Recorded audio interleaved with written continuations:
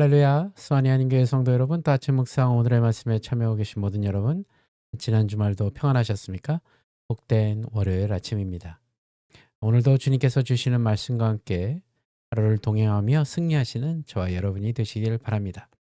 자, 이제 9월이 되었습니다. 9월부터 오늘 본문 말씀이 바뀌어서 우리가 묵상하던 에스겔서를 잠시 두고 이제 신약 로마서를 묵상하게 됩니다. 오늘 본문은 로마서 1장 1절에서 7절까지의 말씀입니다. 부르심을 따라 사는 삶이라는 제목으로 여러분들과 함께 또 은혜를 나누도록 하겠습니다.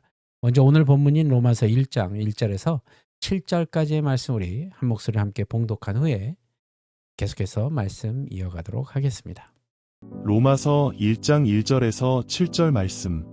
예수 그리스도의 종 바울은 사도로 부르심을 받아 하나님의 복음을 위하여 택정함을 입었으니 이 복음은 하나님이 선지자들을 통하여 그의 아들에 관하여 성경에 미리 약속하신 것이라.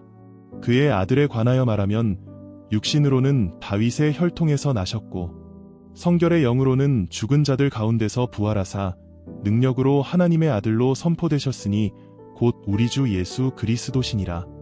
그로 말미암아 우리가 은혜와 사도의 직분을 받아 그의 이름을 위하여 모든 이방인 중에서 믿어 순종하게 하나니 너희도 그들 중에서 예수 그리스도의 것으로 부르심을 받은 자니라.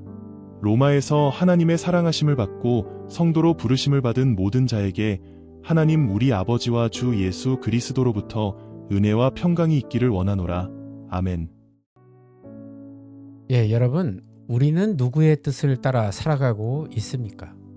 혹시 여전히 내 뜻과 내 계획 그리고 내 욕심을 붙잡고 살고 있지는 않으십니까? 아니면 하나님의 부르심에 순종하며 그 부르심에 맞는 삶을 살고 계십니까? 신앙생활의 본질은 단순히 교회에 출석하는 것이 아니라 하나님의 부르심을 깨닫고 그 부르심대로 살아가는 데 있습니다. 오늘 본문 1절에서 바울은 자신을 예수 그리스도의 종이요 사도로 부르심을 받아라고 소개하고 있습니다. 여기서 우리는 바울의 정체성을 분명히 알 수 있습니다. 그는 먼저 자신을 종이라고 부릅니다. 종은 주인에게 온전히 속한 사람입니다. 자신의 뜻과 자유를 내려놓고 주인의 뜻에 철저히 의지하는 사람이죠. 바울은 본래 율법을 붙들고 스스로 옳다 여기며 심지어는 예수를 믿는 자들까지도 핍박했던 자였습니다. 그러나 다메섹 도상에서 부활하신 우리 주님을 만난 후 그의 삶은 완전히 변화되었습니다. 이제 그는 더 이상 자신이 삶의 주인이 아니라 오직 예수 그리스도의 종으로서 살아가게 된 것입니다. 또한 바울은 자신을 사도라고 부릅니다. 사도란 보냄을 받은 자라는 뜻입니다. 사도직은 스스로 얻을 수 있는 직분이 아닙니다. 오직 하나님께서 선택하시고 부르시고 보내실 때만 가능한 자리입니다. 바울은 자기 의지로 사도가 된 것이 아니라 하나님의 부르심으로 이방인의 사도로 세움을 입은 것입니다.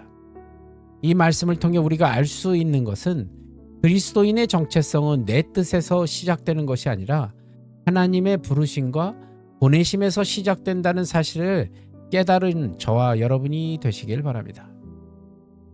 이제 바울은 자신이 전하는 복음에 대해서 설명하죠. 오늘 본문 2절은 이 복음은 하나님이 선지자들을 통하여 그 아들에 관하여 성경이 미리 약속한 것이라 라고 밝힙니다. 그러니까 복음은 바울이 새롭게 발견한 새로운 소식이 아닙니다. 하나님은 구약의 선지자들을 통해 오래전부터 구원의 계획을 약속하셨습니다.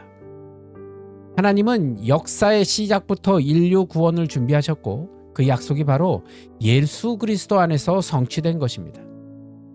그래서 3절은 예수님의 인성을 강조하죠. 그의 아들에 관하여 말하면 육신으로는 다윗의 혈통에서 나셨다고 말입니다. 예수님은 추상적인 존재나 영적인 그림자가 아니라 실제로 다윗의 혈통에서 태어나신 참 사람이시라는 겁니다. 인간의 연약함을 경험하셨고 우리와 같은 아픔과 고통을 느끼셨습니다. 그래서 우리는 예수님을 멀리 계신 하나님으로만 여길 수 없는 것이죠. 그분께서는 우리의 연약함을 친히 체험하고 계셨던 분이십니다. 또한 4절은 예수님의 신성을 강조하죠. 성결의 영어로는 죽은 자들 가운데서 부활하사 능력으로 하나님의 아들로 선포되셨다라고 말합니다. 예수님은 부활을 통해 하나님의 아들이심이 확실히 드러나셨습니다. 십자가에서 죽으신 그분이 사흘 만에 다시 살아나심으로써 구약의 모든 약속을 이루시고 인류의 구원자이심을 증명하셨다는 것이죠. 곧 복음은 예수님의 인성과 예수님의 신성을 함께 보여주는 소식입니다. 이 복음은 단순한 교리나 지식이 아니라 우리를 죄와 사망에서 구원하는 하나님의 능력이신 겁니다. 사도 바울은 본문을 통해 사도의 사명을 밝히고 있습니다. 그로 말미암아 우리가 은혜와 사도의 직분을 받아 그 이름을 위하여 모든 이방인들 중에 믿어 순종하게 하나니라고 5절에 밝히고 있죠. 바울은 유대인만 아니라 이방인에게 복음을 전하기 위해 부르심을 받았습니다. 놀라운 사실은 하나님께서 이방인에게도 동일한 구원의 은혜를 베푸셨다는 것입니다. 그래서 6절에서는 너희도 그들 중에서 예수 그리스도의 것으로 부르심을 받은 자니라 라고 말씀하시죠. 이 말씀은 바울만이 아니라 로마의 성도들, 더 나아가 오늘을 사는 우리에게도 적용됩니다. 성도 여러분, 우리는 예수 그리스도의 소유입니다. 내 인생의 주인이 내가 아니라 예수 그리스도라는 사실을 꼭 기억하셔야 합니다. 그렇다면 우리는 세상 속에서 그리스도의 향기를 드러나야 한다는 것이죠. 가정에서는 자녀들에게 믿음을 심어주고 직장에서는 어려운 동료에게 기도의 손을 내밀며 또 이웃에게는 복음을 권하는 삶을 사셔야 합니다.